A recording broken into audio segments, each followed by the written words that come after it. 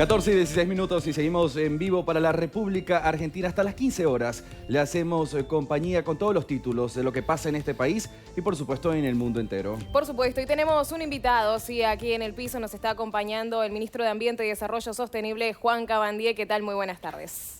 Muy bien, buenas tardes, ¿cómo están? Bienvenido y gracias. Por esta compañía. Claramente tenemos muchas preguntas, Sí, ¿no? señor. Sabemos de que su ministerio ha tomado mucha relevancia, sobre todo en los últimos tiempos, por lo que tiene que ver con la crisis climática que se está viviendo. Y la primera y gran pregunta, Sí. ¿no?, que tengo, poniendo el foco en lo que sucede hoy en día en Europa, ¿no?, con este verano que ha marcado la historia con temperaturas elevadas, ¿esto puede ser que sea un anticipo de lo que se nos viene a nosotros para esta temporada de verano? Mirá, la verdad que la pregunta es muy pertinente porque justo hoy en algunos medios reflejaron una noticia de una proyección de un grupo de científicos vinculados al clima que indican que efectivamente el verano, perdón, el año va a ser sin dudas es el más caluroso desde que se tiene registro, y eso va a impactar también obviamente cuando inicie nuestra temporada de calor, que van a ser los meses de noviembre y diciembre. Sí. O sea que el inicio de nuestro verano va a tener podría llegar a tener altos niveles de temperatura. No obstante, nosotros hemos pasado de una situación muy crítica en términos meteorológicos, que por suerte eso se fue alejando durante todo este periodo de año, aunque todavía no alcanzamos niveles normales. Sí. Me refiero al efecto de la Niña, que tuvimos 3 años consecutivos Sí. de sequías y altas temperaturas promedio. Y ahora estamos atravesando otro periodo que se llama el Niño, y que hay una transición que es justamente el año donde estamos, hasta que a partir del año que viene las proyecciones indican que podría estabilizarse, por ejemplo, los niveles de lluvias. Y eso siempre es una buena noticia porque los 3 años consecutivos de sequía han sido muy duros en términos de producción de nuestro país, pero también en términos de incendios forestales, que eso sin dudas ha perjudicado. Sí. Pero sí, respondiendo a lo que decías, Majo, tiene que ver con eso, sí.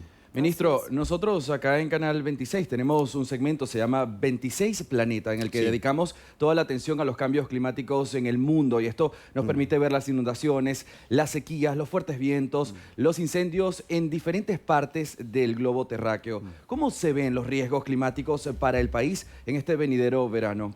¿De qué tipo de riesgo estamos hablando y de qué manera eso afectaría a nuestra nación? No, en principio, me parece que el segmento que tiene Canal 26 es realmente muy positivo y muy bueno, porque nos da permanentemente noticias vinculadas a las catástrofes ambientales, a los eventos naturales que se producen, que tienen una contundencia enorme, porque justamente no se trata de fenómenos naturales a secas, sino que son fenómenos naturales en el marco del cambio climático, donde todo se vuelve más extremo. En Argentina, como decíamos antes, tuvimos la sequía 3 años consecutiva, y por supuesto lo que va a pasar de acá en adelante, como le va a pasar a la región y como le va a pasar al mundo, es un incremento de intensidad de los eventos naturales. Eso se produce principalmente por lo que conocemos como cambio climático, aumento de la temperatura promedio, que esa temperatura promedio obviamente genera grandes alteraciones, genera desequilibrios, genera falta de lluvias o exceso de lluvias, eventos naturales, sequías. Al mismo tiempo, lamentablemente en la humanidad, en el mundo, no hemos encontrado principios de equilibrio entre sociedad y naturaleza, y en muchas partes del mundo, nuestra región no es ajena, hemos introducido también especies exóticas, y eso genera alteraciones a los ecosistemas. Por ejemplo, para graficarlo y para no irme en palabras, el pino, ¿no? Por ejemplo, ¿no? También hay del reino animal especies exóticas que generan alteraciones, pero el pino es uno.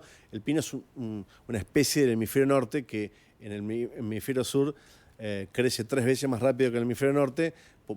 Por esa razón, muchas veces las pasteras del hemisferio norte, los países nórdicos, invierten en Argentina, pero si no está regulado, el pino puede causar grandes daños, como por ejemplo, fagocitar a otras especies nativas, y eso genera complicaciones, incluso es perjudicial también para los focos ígneos que muchas veces ustedes reflejan en la pantalla, ¿no?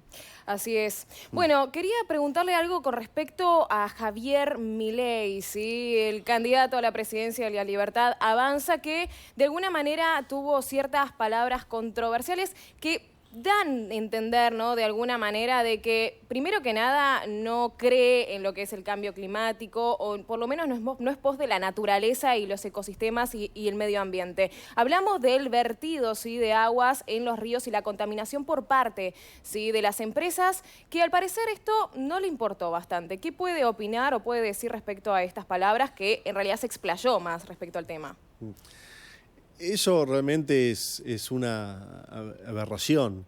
Negar a la ciencia que determina la existencia del cambio climático es imposible, porque además a ningún ciudadano se le niega que hace más calor que hace 10 años, que 15 años, que hay más eventos naturales que nos afectan en la cotidianidad que hace 10 años, 15 años, 20 años.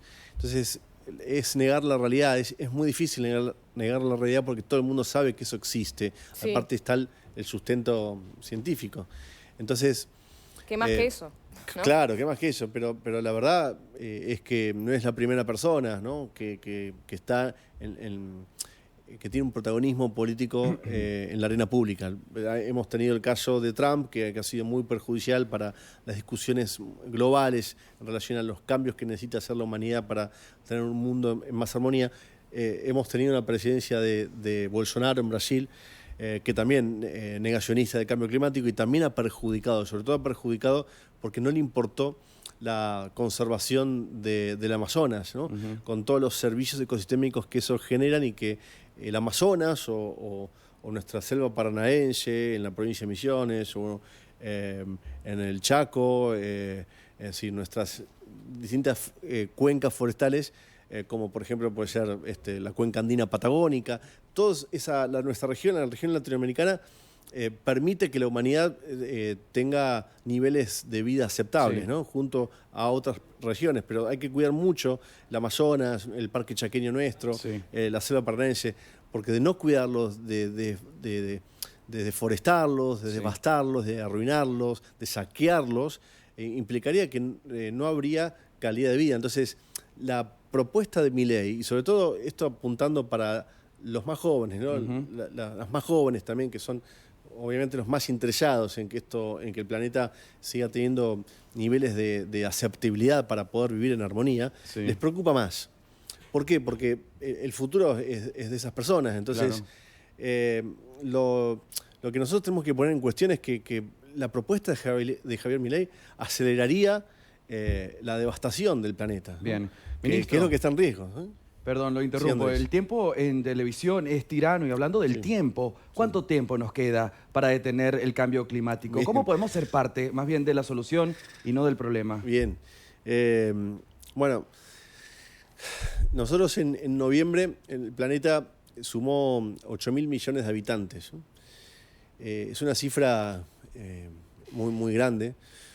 Cuando yo nací, había menos de la mitad, ¿no? Éramos 3.500 millones de habitantes hace 45 años. O sea que hubo un proceso de aceleración muy grande en estas últimas décadas. La ciencia determina que con 10.000 millones de habitantes ya no sería aceptable para ninguno poder vivir, por falta de agua, sí, por la contaminación que generamos los humanos, los gases de efecto invernadero que nosotros emitimos, el dióxido de carbono cuando respiramos, por el agotamiento de los bienes naturales, la alimentación, etc. Por lo tanto, la ciencia pone algunas fechas que son de alerta. El 2030 es una, donde en el 2030 la humanidad, todos los países, no debemos superar cierta medida de aumento de temperatura promedio, ¿no? Es decir, no podemos al 2030 superar el 1,5. Y hoy estamos en el 1,1 y faltan poquísimos años, 6 años y medio. Y quizás estamos en el 1,2, vamos a ver qué dice la ciencia a fin de año. Ahora, la otra fecha es el 2050, ¿no? Si en el 2050 la meta para todos los países es que tenemos que descarbonizar los medios de transporte, las industrias. Descarbonizar significa pasar a eléctrico, ¿no? Que no existan más chimeneas en producción, que no existan más colectivos, trenes que funcionen a gasoil, a petróleo, etc. O sea, esas son metas claras que incluso uno piensa y prevé que en los próximos años esas metas se van a adelantar, porque claro, la crisis es cada vez más severa. Así es. Bueno, sí, metas, ¿no? Que algunos países ya han comenzado de alguna manera, ¿no? a ponerlo en pie, justamente de cara al año 2030, que sería como el año límite. Ministro, le agradecemos esta visita, también, ¿no? Contestar algunas de las preguntas y esta crisis climática que nos compete a todos, así que también, ¿no? Poner el foco en eso porque es el planeta y es el único lugar que tenemos donde vivir. Exactamente. Bueno, muchas gracias, ministro. Muchas Juan gracias, Cabandier, Andrés. ministro de Ambiente y Desarrollo Sostenible.